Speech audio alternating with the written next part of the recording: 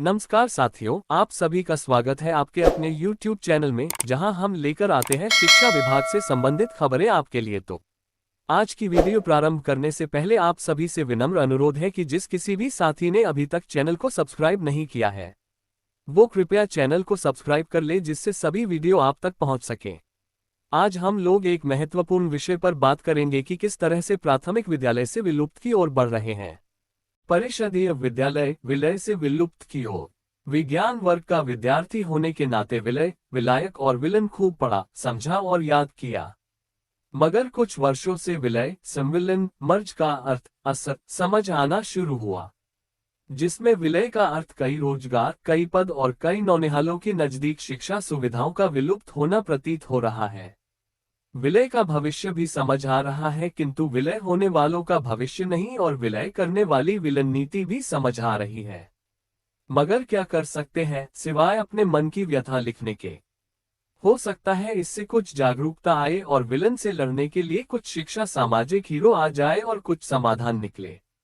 पहले एक प्रांगण में संचालित 2 विद्यालयों को संविलन के नाम पर विद्यालयों का विलय, पति 150 से कम प्राथमिक में व 100 से कम उच्च प्राथमिक विद्यालय में छात्र संख्या होने पर हेडमास्टर पद का विलय या विलुप्त, अब 50 से कम छात्र संख्या होने पर पूरे विद्यालय का विलय।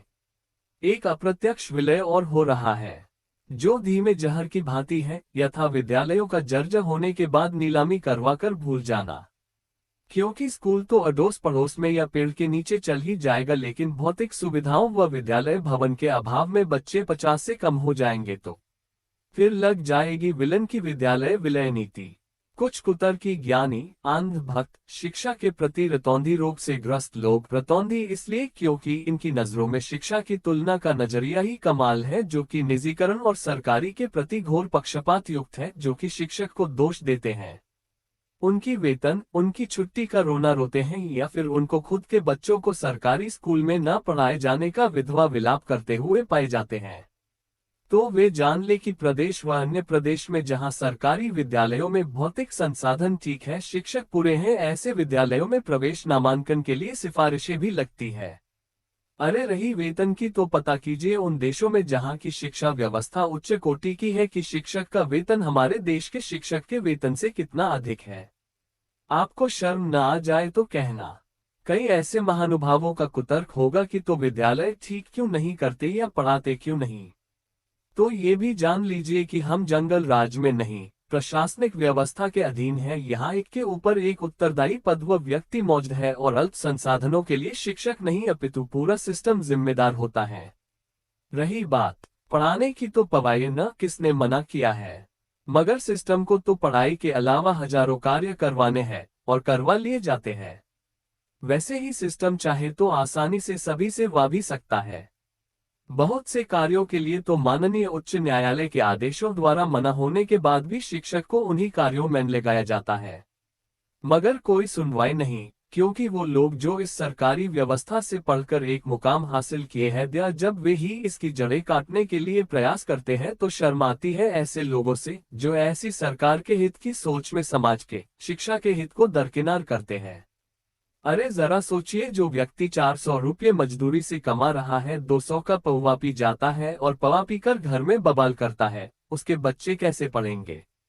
ऐसे बच्चों को सरकारी विद्यालय ही पढ़ाते हैं, और जो पानी पी पी कर सरकारी शिक्षक को कोसते हैं, तो वे जान लें, ऐसे बच्चों को सरकारी शिक्षक अपने पास से अपने वेतन, कॉपी, पेंसिल व कलम तक देता। यदि ये सरकारी विद्यालय ही न, तो मल्लाह का बेटा राष्ट्रपति तक और चाय बेचने वाला प्रधानमंत्री तक कैसे पहुंचता। जहां एक और निजीकरण वाले विद्यालय भवन भौतिक परिवेश से ही अभिभावकों को आकर्षित करते हैं, वहीं दूसरी ओर हम सरकारी विद्यालयों के भवन जर्जर या दीर्घ मरम्मत के इंतजार में खत्म हो जाते हैं, जिससे एक समय बाद वे विद्यालय विलुप्त ही हो जाता है। अभी तक तो यही देखने को मिला कि जब कोई जनपद बड़ा है, उसका विकास, उसमें उन्नति ठीक से नहीं हो पा रही, तो उसको तोड़कर 2 जनपद बना दिए गए। कोई प्रदेश बड़ा है तो उसको 2 भागों में बांट दिया, न कि किसी प्रदेश का या जनपद का विकास न होने की दशा में किसी अन्य प्रदेश या जनपद में विलय किया गया हो। पता है क्यों? क्योंकि 2 जनपद या प्रदेश बना देने से वहां मानव संसाधन की अधिकता और क्षेत्रफल की कमी हो जाती है, तो कार्य सहायक हो जाते हैं। साथ ही जनपद के लिए नए बड़े उच्च अधिकारियों के पद सृजित हो जाते हैं। ऐसे ही प्रदेश स्तर पर मुख्यमंत्री और अन्य मंत्री के पद बढ़ जाते हैं, जो कि शासन और प्रशासन के हित में होता है। साथ ही नए जनपद, नए प्रदेश में विकास उन्नति की संभावना बढ़ जाती है।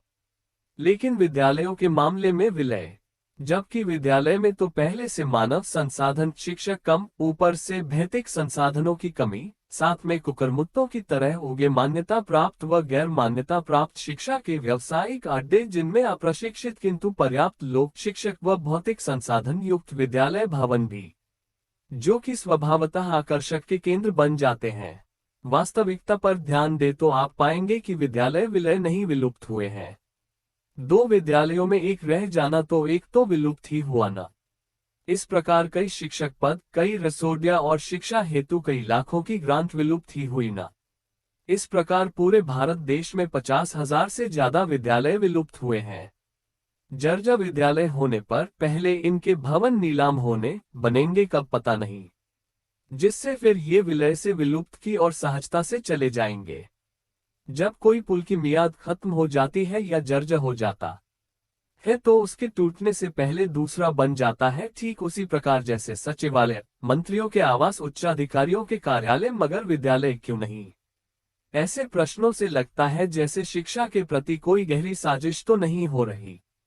इतिहास में डलहौजी की राज्य हड़प नीति विलय नीति थी, तो वर्तमान में मुफ्त सरकारी शिक्षा विलय नीति बन चुकी है। दिखता कुछ है, बताया कुछ जाएगा, मगर होगा कुछ। अब ऐसा प्रतीत होने लगा है मानो मुफ्त शिक्षा सरकारी शिक्षा को विलय से विलुप्त ही किया जाएगा। प्रश्न उठता है कि पूरे देश में एक राष्ट्र एक चुनाव पर कानून लाने का कार्य किया जा सकता है, तो एक राष्ट्र एक शिक्षा व्यवस्था, एक पाठ्यक्रम, एक स्वास्थ्य सुविधा, एक पेंशन जैसे मुद्दों पर भी तो कार्य करे। मेरा मानना है एक राष्ट्र एक चुनाव हो या न हो, मगर एक राष्ट्र एक शिक्षा व्यवस्था, एक पाठ्यक्रम, एक समान स्वास्थ्य व्यवस्था, एक समान पेंशन अवश्य हो। जबकि इन मुद्दों पर नीति भविष्य घातक बन रही है, जो कि विलुप्त की ओर इशारा करती है। मेरी सोच इन मुद्दों पर अल्प व गलत हो सकती है, मगर 100% में गलत नहीं हो सकता। अतः शासन, प्रशासन, नीति निर्माताओं से अनुरोध है कि शिक्षा व्यवस्था को अंग्रेजों की विलय नीति के समान तो न करें। करना है तो समाधान करें, क्योंकि किसी देश के उत्थान के लिए शिक्षा ही एकमात्र रास्ता है। और यदि ये रास्ता प्रशस्त न किया और यूं ही नीतियां बनती रही तो वो दिन दूर नहीं जब हमारा देश गर्त की ओर जाने लगेगा, जिसमें विलय से विलुप्त को जिम्मेदार अवश्य पाया जाएगा।